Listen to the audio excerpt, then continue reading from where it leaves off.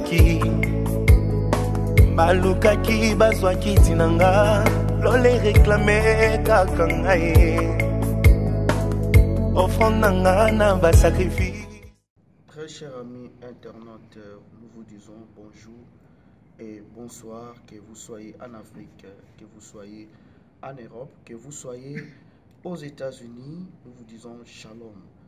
Nous sommes aujourd'hui honorés, on a reçu l'homme de Dieu, le révérend pasteur Nick Bondo. C'est un pasteur responsable dans l'église Maranatha Home Church, située au croisement Hamilton et Réfugiés, précisément sur l'adresse 4241 Island Square Drive. C'est ici le pasteur œuvre son ministère chaque mercredi, vendredi et dimanche. Et c'est à l'honneur qu'on a reçu le révérend. Sans plus tarder, nous allons parler sur 4 points importants. Il s'agit de l'historique pastoral du révérend et nous allons parler aussi sur la doctrine, qu'est-ce que le pasteur prêche dans son église. Évidemment, nous allons parler sur la lecture spirituelle ici aux États-Unis. Alors, en tant que pasteur, qu'est-ce que le pasteur constate comme la spiritualité ici aux États-Unis? Votre humble serviteur Ephraim Miguel sur son émission Symphoplice. Sans plus tarder, nous vous disons bonsoir, soyez branchés sur notre chaîne YouTube www.yemeiproduction.com. Et cette émission est en train de coordonner cela sur le monsieur Olivier Yemei. Sans plus tarder, nous disons bonsoir, pasteur. Bonsoir, bonsoir mon frère et bonne année, parce qu'on est déjà à la fin de l'année pratiquement. Merci, pasteur. C'est avec un très grand plaisir de vous recevoir aujourd'hui dans notre émission pour toute la première fois sur www.yemeiproduction.tv.com. Merci, pasteur, d'avoir répondu à notre invitation. Et sans plus tarder, je tiens à taper déjà premier step, c'est qu'on dit premier niveau. Et pasteur, dites-nous un peu votre historique pastorale. Comment vous avez commencé à œuvrer avec Dieu et comment est-ce que vous avez su ou à recevoir la commission de prêcher la parole de Dieu aux enfants de Dieu, parce que vous devez savoir. Vous avez la parole, pasteur. En tout cas, je te remercie. Évidemment, on va y aller point par point. S'il faut vous parler de mon historique sacerdotal ou pastoral, si vous voulez, je pense que c'est quelque chose qui est venu me surprendre. En aucun moment, j'avais pensé être pasteur ou devenir pasteur un jour. J'évoluais comme tout le monde, j'étais dans l'église catholique, et puis après il y a eu ces vents de renouveau avec l'arrivée au pays du couple Osborne, et vers les années 69, nous on était encore jeunes, et puis déjà 30 ans après, ou bien 20 ans après, on a commencé à fréquenter des églises de réveil. En fait, moi, j'étais dans une église appelée Buisson Ardent. Et Buisson Ardent est l'émanation justement de quelques volontaires qui ont voulu maintenant suivre la parole telle qu'elle doit être suivie et proclamée. Donc, j'ai commencé, disons, en 1991, pour les pro-belges.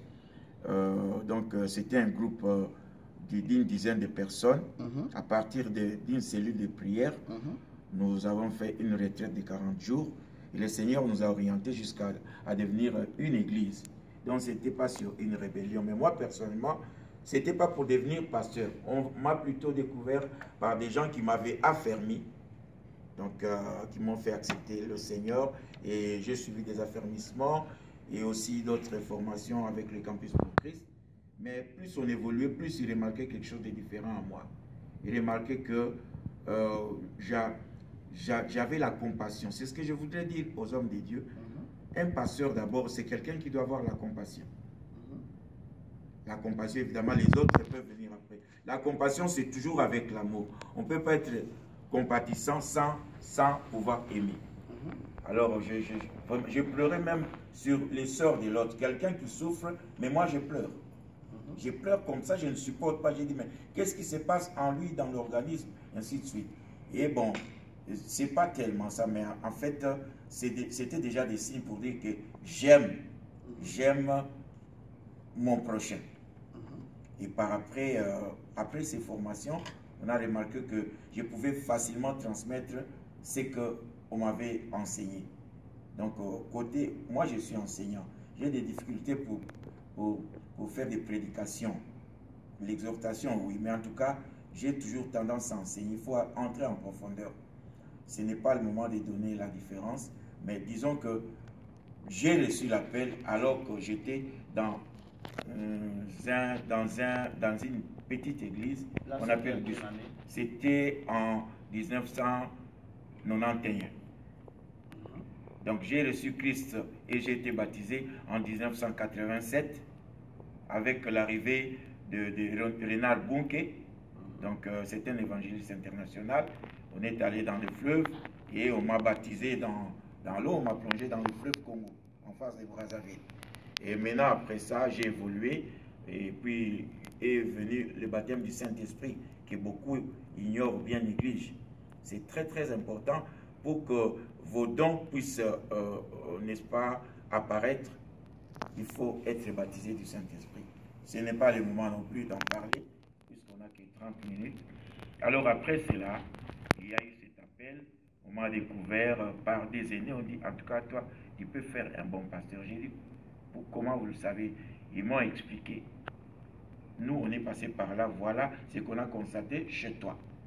Et maintenant, on m'a associé du diacre que je suis devenu ancien. Après ancien, en fait, l'ancien, c'est déjà être évêque.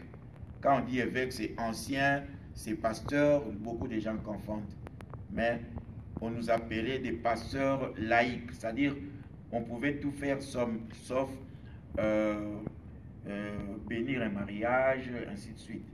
Il y a des, là, c'était juste dans l'église Moisson Ardent. Dans l'église évangélique Buisson Ardent.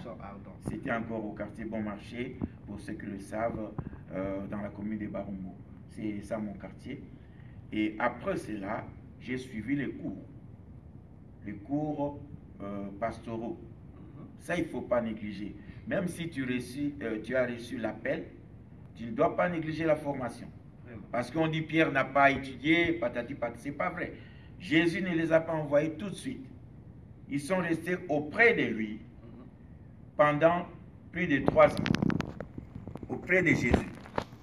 Il les enseignait, il corrigeait leurs erreurs. Et d'ailleurs, certains se réjouissaient après. Ça, c'est ce que je veux dire. C'est ça, c'est que les Américains appellent practice. Il les a envoyés 2 à 2 pour aller pratiquer ce qu'il leur a montré.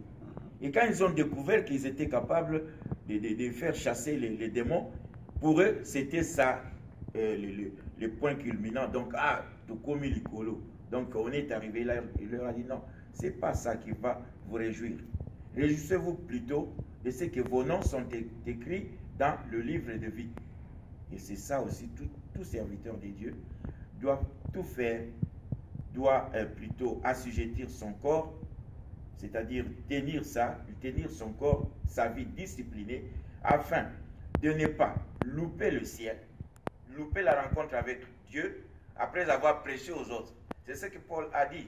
En tout cas, je tiens à assujettir mon corps. Je traite durement mon corps, afin que les gens que moi je suis en train d'évangéliser, et ils ont commencé à avoir peur, ils suivent le Seigneur et ils seront avec lui. Mais alors moi aussi, il faut que je m'occupe de moi. Ce que je prêche, je dois le pratiquer. Donc c'est un peu ça. Et est survenu donc cette période, une longue période. Ma première pastorale, je l'ai fait au travers du ministère d'adoration. J'étais pasteur chargé de l'adoration. J'ai créé par l'inspiration du Seigneur un groupe d'adoration qu'on a appelé Horeb. Horeb, c'est une montagne comme Sinaï, ainsi de suite. Et puis après ça, on a commencé à me confier d'autres tâches. Mais je dois vous dire que j'ai respecté les pasteurs titulaires, que je salue, il est maintenant en Afrique du Sud. Salut papa, révérend Benoît Longué avec toute la famille, Maman Mosa et tout, en Afrique du Sud. Ça, c'est... Donc, je suis passé au pied de cet éminent-là. Il est vraiment... il est simple, il est humble, mais il a formé beaucoup de gens. Et après, je suis venu ici, et puis... donc, j'ai oublié, on m'avait d'abord... on m'a ordonné... parce qu'après ça, il faut respecter ce que dit la loi. Il y a Dieu, mais il y a aussi la loi. Donc, j'ai été ordonné. Je remercie Pasteur Patrice Kito et toute l'équipe. Et puis, bon, venu maintenant les soirs de Maranatha. Mais avant, oui, vas-y.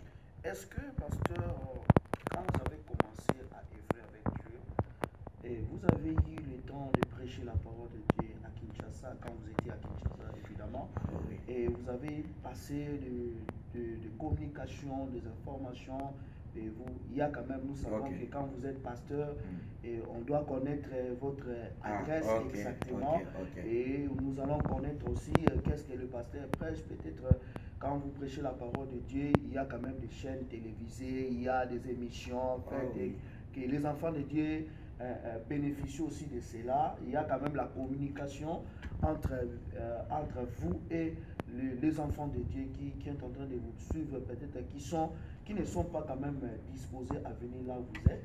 Et est-ce que vous avez eu le temps là de faire ça? Merci beaucoup. Vous allez peut-être enjamber sans le savoir, parce que je tiens à parler juste de l'essentiel. Je vais d'abord vous rappeler que je suis passé également au pied du pasteur Sita Luemba, qui est bien connu dans notre pays. Il était mon conseiller spirituel, mon mentor, parce qu'il est l'un des rares qui reste encore à lutter contre l'entrée du diable dans l'église. C'est-à-dire cette histoire-là où les pasteurs, pour faire opérer des miracles, il faut être dans une loge satanique. Il est parmi les rares qui combattent ces phénomènes. Maintenant, les géants, les héros commencent à tomber. Et ça nous fait très mal. Moi, par exemple, qui vous dis, aujourd'hui, si je vais en vacances dans mon pays d'origine, je ne sais pas où je vais prier. Sinon, je vais prier dans mon église d'origine même. Les grandes églises, pour la plupart, en tout cas, il y a eu cette déviation. Alors, à Kinshasa, pour peut-être rappeler à tous ceux qui nous suivent, le pasteur Nick que vous suivez, c'est Papa Damas de la radio Sangomalamu, des années 94 jusqu'à 2007. J'ai travaillé à la radio Sangomalamu avec Papa Jonathan, que je salue, il est maintenant à Kinshasa, Papa Godé Mongalamoke, Pasteur Paul Diakese, Révérend Kiesa, René Fouti-Luemba, ainsi de suite, même Pasteur Sita. Donc en fait, c'est ça. Je suis passé par là, on m'a connu par les noms de Papa Damas des Buissons Ardents. Donc on m'appelle Pasteur Nick parce que mon nom c'est Nicolas et les Américains l'ont abrégé Nick. Donc c'est ça. Je suis passé par la radio Sangomalamu, j'ai prêché et comme je suis agronome de formation, j'ai prêché aussi des émissions techniques, comment élever les poules, comment élever les chèvres, ainsi de suite, et comment faire l'élevage domestique. Voilà. Donc, je suis passé par les médias. Merci de me l'avoir rappelé. Et ici, je pense que comme je vous ai découvert, donc j'ai découvert Yemei Production, je vais vraiment m'accoler à vous. Je pense que c'est la première fois, ça ne sera pas la dernière. Donc, je vous remercie. On a diffusé, propagé la parole de Dieu au travers des médias aussi, comme vous le faites maintenant. Voilà. Merci, comme vous le faites maintenant. Là, je suis en train de saluer et je souhaite meilleur vœu au pasteur Joseph Moussa et sa femme, Maman Annette. Je tiens à souhaiter meilleur vœu au couple Ferdinand Noudi et Maman Florence, sans oublier le couple Aimé Mouteba et Maman Jigimoulou. Je tiens à souhaiter joyeux Noël et bonne année au couple Nono Pemba Robert et Maman Didine. Et sans oublier l'église Maranatha Homme qui nous a reçus aujourd'hui dans l'église. Et le membre de l'église, nous souhaitons meilleur vœu et bonne année à tous. Et je tiens à remercier très particulièrement mon frère ingénieur Kobo Panzo et sa belle épouse maman Jenny Longomba, sans oublier maman Wembo Angèle, sans oublier maman Arlette Chi Swaka, sans oublier la réserve de l'éternel que j'appelle à Waterloo maman Glory Chilolo, et le frère Joël Bondo, que je suis en train de saluer et souhaiter meilleurs vœux à toute personne qui est en train de suivre notre chaîne YouTube Yemei Pro, www.yemei-pro.com. Sans plus tarder, pasteur, nous allons chuter sur votre doctrine dans l'église. Okay. Alors, le peuple de Dieu veut savoir qu'est-ce que le pasteur prêche dans son église. Est-ce que le pasteur prêche la prospérité dans son église? Est-ce que le pasteur prêche la parole de Dieu, et comme tout pasteur qui prêche la parole, est-ce que le pasteur prêche le voyage? Est-ce que le pasteur prêche le mariage, le fiançailles? Nous voulons savoir exactement qu'est-ce que le pasteur Damas Nick Bondo prêche exactement dans son église, parce que le peuple de Dieu pourra savoir de sorte que si les pasteurs prêchent la vérité, à ce moment-là, ils seront attirés par vos enseignements quand vous venez de dire que vous enseignez. Et qu'est-ce que vous enseignez exactement dans votre église? Parce que c'est une commission que Dieu vous a donnée. Alors, le peuple de Dieu est là, il veut savoir. Et parlez-nous un peu, qu'est-ce que vous prêchez exactement dans votre église? Vous avez en tout cas, merci beaucoup. Ça, c'est l'église Maranatha Home Church. C'est comme ça que l'église s'appelle. Maranatha Home Church. D'abord, il faut que je vous parle de la vision et de la mission. En fait, la vision de Maranatha, telle que nous la développons, telle que le Seigneur nous l'a recommandé, c'est justement de développer les églises de maison. C'est pour cela que tu vois homme. Homme veut dire maison, veut dire famille. Donc, nous développons les églises de maison. On voudrait que dans chaque maison, que ça soit une église, qu'ils vivent la vie de Jésus-Christ, qu'il soit on veut avoir des familles bien enseignées dans la parole, et on veut arriver au niveau où ces familles-là peuvent être des émanations justement, c'est-à-dire ce qu'elles ont appris, qu'elles puissent propager ça ailleurs.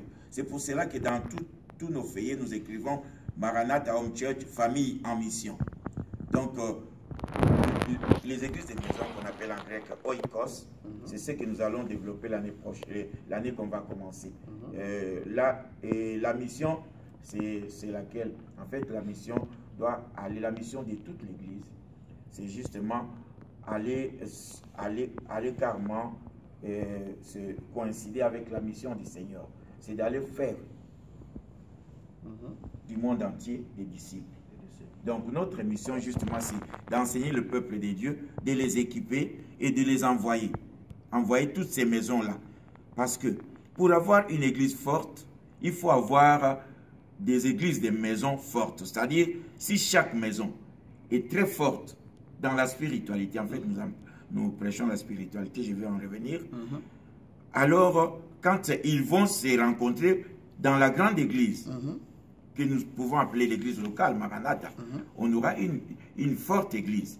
Donc la force de l'église doit venir de la force des églises des maisons. C'est-à-dire, si chaque maison peut constituer une église telle que Jésus le veut, et lorsque cette maison se déplace avec une autre maison qui est aussi spirituellement bien constituée, lorsqu'ils s'assemblent, ils vont constituer une église très forte.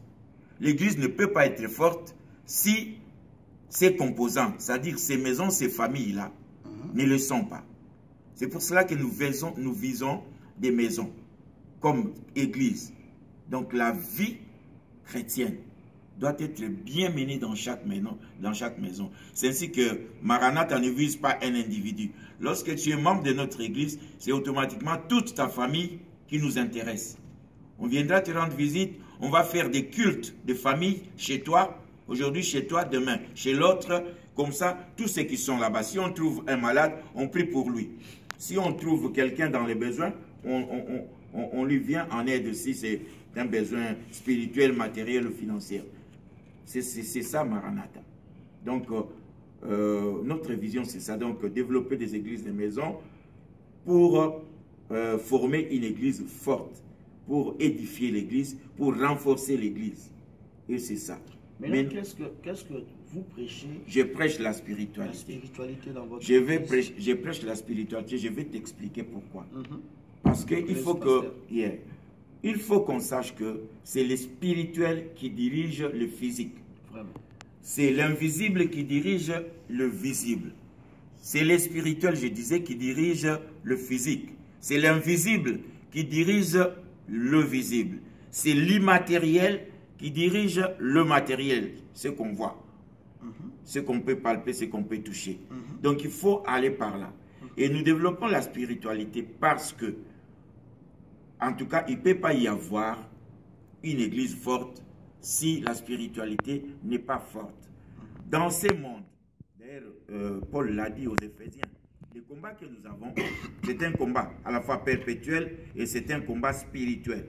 Donc ce n'est ni contre le sang, ni contre la chair. Sang et chair, ce sont des espèces visibles.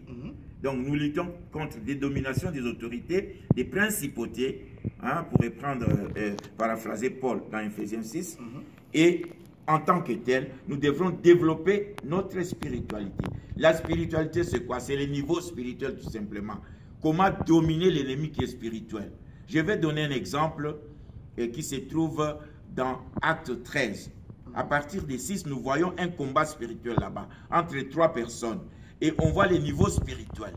Il y a 3 personnes, il y a les proconsuls, Sergius Paulus, et il y a Élymas, qu'on appelle Bar-Jésus, et il y a Paul. Paul est arrivé, le proconsul là, qui était un fonctionnaire de l'État romain certainement, il avait envie d'écouter Paul et d'accepter Jésus. Mais au moment où Paul a voulu commencer à lui parler de Jésus, Élymas a commencé à faire des incantations. À tel point que Paul ne pouvait pas faire passer le message. Le proconsul, qui avait une spiritualité plus faible que celle d'Élymas, les magiciens, donc Bar-Jésus, il a commencé soit à somnoler, c'est ce qui arrive à l'église. Les pasteurs prêchent, il y a certains qui ont une spiritualité faible, commencent à somnoler, à être distraits. Alors donc, Élymas était plus fort que le proconsul, il a commencé à l'envoûter, le monsieur ne pouvait plus suivre la parole. Paul a vu ça, il a dit, hé monsieur, arrête. Il a dit, écoute, comme tu ne veux pas que ces messieurs puissent suivre Jésus, je te frappe d'aveuglement. Du coup, ces messieurs avaient perdu la vue. Qu'est-ce qui s'est passé? Lui, Élymas, était plus spirituel que les proconsuls. C'est ainsi qu'il a réussi à le battre spirituellement. Et Paul, comme Paul était plus fort que lui, il l'a rendu aveugle. Et dès qu'il est tombé aveugle, maintenant le proconsul a commencé à croire en Jésus. Il a compris. Donc, il faut que l'homme soit spirituel. Nous prêchons la spiritualité parce qu'avec la spiritualité, on peut contrôler le monde, aussi bien le monde spirituel que le monde physique. C'est ça Maranatha. Maranatha, en fait, ça signifie Jésus revient. C'est un cri. C'est en langue araméenne, l'araméen qui est la langue vernaculaire que parlait Jésus. Donc c'est ça Maranatha. C'est juste un cri, Seigneur revient, il revient bientôt. Nous sommes des gens qui sonnent l'alarme. Attention, Jésus revient. On dit c'est élastique, c'est depuis plus de 2000 ans qu'on dit qu'il revient bientôt. 1000 ans pour Dieu, c'est comme un jour. Le temps de Dieu, c'est lui seul qui sait le compter. Voilà. 1000 ans pour jour, ça dépend de Dieu que vous venez de dire là. Ça signifie Jésus revient bientôt. Vous venez de suivre le révérend pasteur Nick Bondo. Il vient un peu de définir sur la doctrine prêchée dans son église. Il a dit que non, dans son église, il est en train d'enseigner ou de prêcher la parole de Dieu sur la spiritualité d'abord. Il se base beaucoup sur ça parce que la spiritualité, c'est très important pour l'âme de quelqu'un, parce que quand vous vivez, quand vous marchez, quand vous partez dans le travail ou à l'école, il faut la spiritualité. Il a évoqué ces points et vous avez suivi ça. Et sans plus tarder, vous tous qui êtes en train de suivre cette émission sur www.Yemei Production, et si vous avez des suggestions ou des questions à nous poser ou des invitations à nous donner, N'hésitez pas, il y a les numéros au bas de votre écran. Appelez, nous serons à la bienvenue chez vous. Et nous sommes au milieu du village. Et nous sommes précisément ici à Columbus, Ohio, précisément à East Columbus. Et nous avons reçu le révérend pasteur Nick Bondo. C'est un pasteur responsable ici dans l'église Maranatha Home Church. Il s'appelle le révérend Nick Bondo, qui est le pasteur. Alors, sans plus tarder, je tiens à remercier et souhaiter joyeux Noël et bonne année à Pantero Léo, sans oublier Paggy et maman Greta, sans oublier maman Mifi, maman meilleur vœu à maman, il y a maman Pauline Wazi, sans oublier la full option Wazi, que je vous salue, que je salue. Et sans oublier l'unique et la réserve de l'éternel Nelly Sibalabala, sans oublier Glory Chilola Waterloo, ma sœur que j'aime beaucoup, Rite Louye Biela et Rodrigue Biela à Dallas, sans oublier l'homme de Dieu, le révérend pasteur Roli Tunakese. Et nous revenons à notre question, pasteur. Nous sommes sur la 3e point de notre débat. Et pasteur, dites-nous un peu, en tant que révérend, pasteur, vous avez quand même l'expérience avec Dieu et vous connaissez comment est-ce que la spiritualité marche. Vous venez de nous dire ici comment est-ce que la spiritualité marche. Il faut la spiritualité.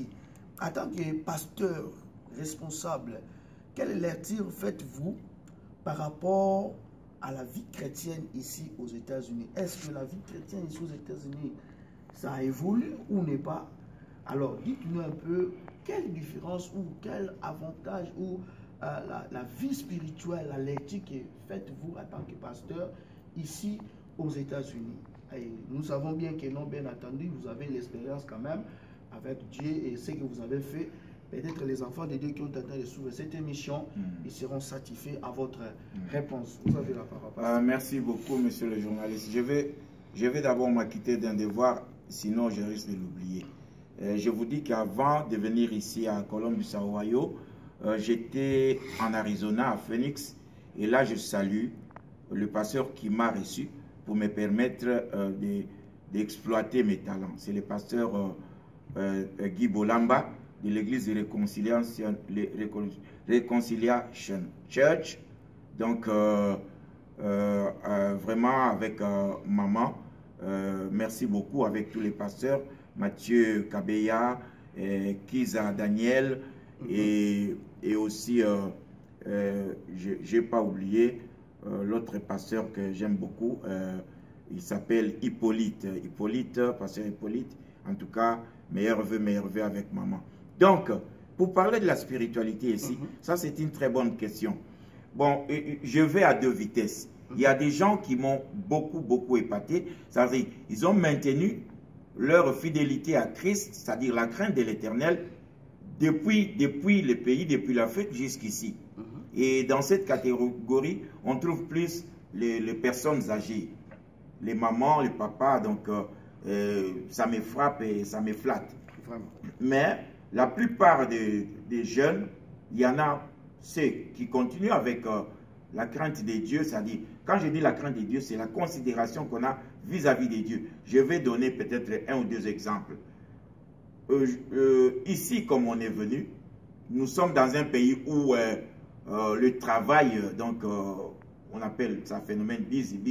Donc on est busy et les gens sont toujours occupés. Ce n'est pas un problème. C'est bien parce que l'homme doit travailler pour manger. Mais le problème, c'est au niveau du respect de l'Éternel, de la crainte de l'Éternel. Parce que le Seigneur, on ne doit pas le respecter, on doit le craindre. Lui-même, il dit, servez-moi avec crainte et tremblement. Dieu n'a pas besoin de notre respect, il a besoin de notre crainte. Il veut qu'on le craigne. Mais nos superviseurs et nos chefs hiérarchiques au niveau de nos services respectifs, ce sont ceux-là qu'on doit respecter. Mais maintenant, ce que j'ai remarqué ici, aux États-Unis, du moins à Columbus, c'est que c'est l'inverse. On respecte Dieu, mais on craint le superviseur.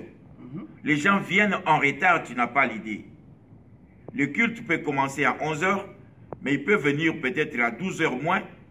Bon, pour lui, que Dieu l'attende. C'est ce que j'ai remarqué ici. Et puis, les gens sont devenus trop matérialistes. C'est pas si c'est parce que c'est un pays capitaliste. Alors, qu'est-ce qui fait ça, pasteur? Qu'est-ce qui fait ça? C'est lorsqu'on ne connaît pas Dieu. C'est lorsqu'on ignore exactement qui est Dieu.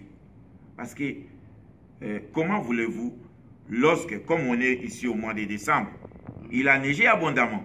C'est pour cela qu'on a même, on a cet accoutrement. Il a neigé abondamment, mais les gens sont allés au service. Et même les dimanches, lorsqu'on dit, tu dois être là à 5 heures, alors qu'il neige, qu'il fait moins 18 degrés, mais il est là. Pourquoi? Parce qu'il craint que les superviseurs prennent une mesure contre lui. Mais lorsqu'il ne travaille pas, il prend le temps de dormir et d'arriver en retard aux réunions de prière, aux réunions de répétition, au culte, ainsi de suite. Ça me choque. Craint, c'est lui qui ne peut tuer que le corps, c'est-à-dire le superviseur peut te priver de ton salaire et un autre mutekoyo kansala. Donc tu auras faim, c'est le corps qui souffre. Mais il ne peut pas prendre ton âme. Alors que Dieu qui peut tuer est le corps et l'âme. On n'a pas peur de lui. On se tape donc le luxe de venir en retard au culte. Quel kilo! Moi je trouve que ça, mais apparemment c'est quelque chose d'inaperçu. Lorsqu'on connaît Dieu, on ne peut pas venir en retard. C'est ce que j'ai constaté. La vie ici, les gens sont emportés par le matérialisme et puis ils ont inversé l'échelle des valeurs. On craint les chefs humains et à Dieu, on réserve seulement le respect. C'est ce que j'ai constaté malheureusement. J'ai dit que ce n'est pas tout le monde, mais c'est la plupart. Là, je ne me gêne pas de le dire, malheureusement, c'est la plupart d'entre vous qui me suivez ici à Columbus. C'est comme ça que vous voyez Dieu et on s'égosille pour mettre fin à cet état de choses. Malheureusement, ça paraît vraiment lourd à supporter. Donc, si vous pouvez vous corriger, c'est ainsi que vous ratez certaines bénédictions. Parce que vous prenez Dieu à la légère. Et vous prenez votre superviseur au sérieux. Voilà. Merci, pasteur. Vous prenez votre superviseur au sérieux. Là, je suis en train de souhaiter meilleur vœux à Christian Chibanda et maman Zanda Lumbi. Là-bas, non, ça, je tiens à souhaiter meilleur vœux et bon année à Dax Kouli, sans oublier Michel Kanaï, et sans oublier maman Mifi et maman Marie-Jeanne et Priscilla Tunasevo à Ghana. Je tiens à souhaiter meilleur vœux, joyeux Noël à Nassi Nabitou, à Seda Rapide, précisément à Iowa City. Précisément, je tiens à souhaiter meilleur vœux à papa Stani Mwanda, qui est le révérend pasteur à Washington, Bâtiment, sans oublier mon ami personnel, David Kaloumé. Pasteur, nous allons chuter et conclure sur votre lecture ou votre bilan pastoral que vous avez fait depuis que vous avez commencé. Nous dirons depuis que vous avez commencé Maranatha. Et dites-nous un peu votre bilan pastoral. Est-ce que vous avez compris ou vous avez eu la négativité, la positivité? Vous avez fait une bilan négatif ou positif à quelque chose, on peut dire cela. Et qu'est-ce que vous avez constaté en tant que révérend pour votre bilan pastoral? Merci beaucoup, ça c'est une bonne question. Je te dis que on est au mois de décembre, donc Maranatha vient juste de totaliser une année. Et pour cette première année, parce que nous allons par étapes. Quand on parle des bilans, on voit ce qu'on avait prévu et on voit ce qu'on a réalisé par rapport à ce qu'on avait prévu et ce qu'on n'a pas réalisé et pourquoi. Donc en fait, pour la première année, nous avons plus tablé sur comment dirais-je, comment faire asseoir la vision. Que les gens devraient comprendre la vision de Maranatha. Et je pense que certains qui sont venus, la plupart des membres qui sont venus sur nos cultes, ils ont vu qu'on a plus parlé d'un mot, c'est un mot vedette qui venait. C'est ces mots-là que vous veniez d'évoquer, la spiritualité. Donc on est allé sur des thèmes qui sont dans la société. C'est-à-dire, on a parlé sur la rancune, sur par exemple l'humilité, sur la convoitise. on a développé ça pour faire voir, parce qu'on a juste parlé des vertus, c'est-à-dire les bonnes choses, et puis des vices, c'est-à-dire des mauvaises choses. Alors, on a essayé d'encourager les gens d'avoir plus de vertus, et on a vraiment insisté pour que les gens se débarrassent de ce que nous appelons des vices, comme la rancune, la jalousie, la convoitise, ainsi de suite.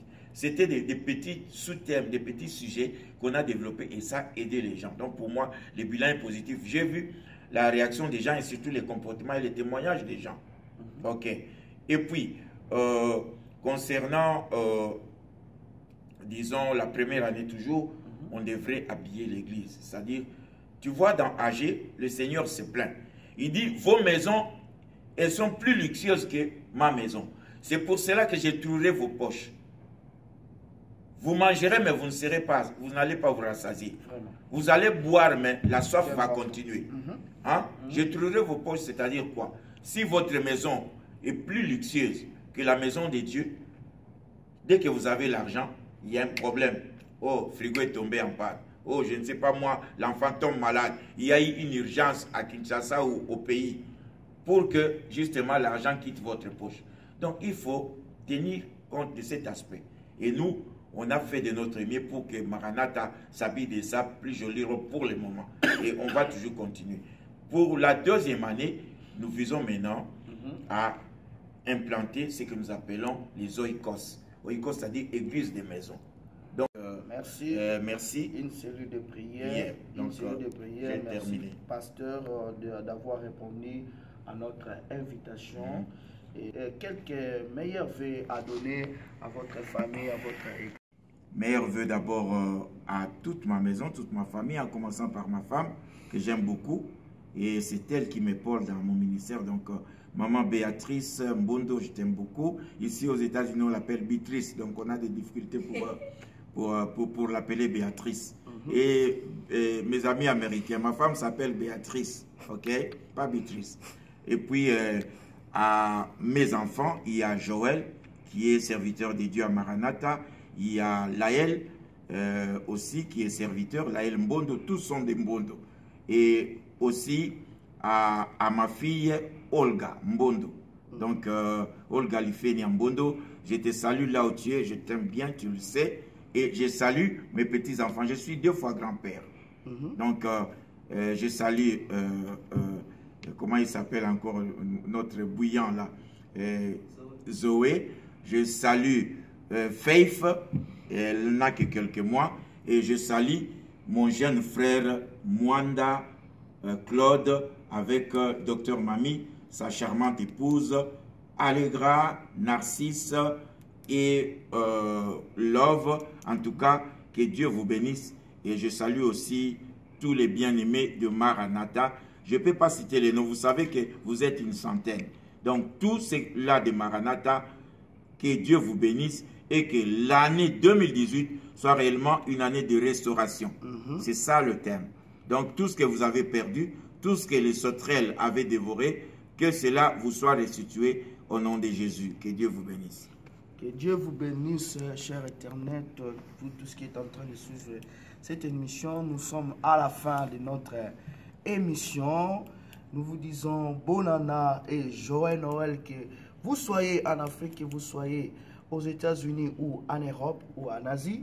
Évidemment, nous vous souhaitons de meilleurs vœux, de prospérité, de restauration, comme venez de dire le pasteur. C'est votre humble serviteur Ephraim Miguel sur Symphoplice. Nous vous disons que le Seigneur vous bénisse richement. Shalom. Shalom. Merci, pasteur. Merci en tout cas. Merci, pasteur. Nous souhaitons longue vie à Yemei Production. Merci beaucoup. Longue vie, longue vie. C'est une chaîne jeune, vraiment, mais on a des échos très positifs. Merci, pasteur. Je pense que Yemei Production ira loin avec toute notre bénédiction et fera l'objet de nos prières. Donc, n'ayez pas peur des médias qui sont arrivés avant vous. Vous allez les surpasser si vous restez dans la crainte de Dieu, parce que vous faites un travail de pro. Que Dieu vous bénisse. Merci, pasteur. Bonne année. Bonne année à vous. Yemei Pro, ici.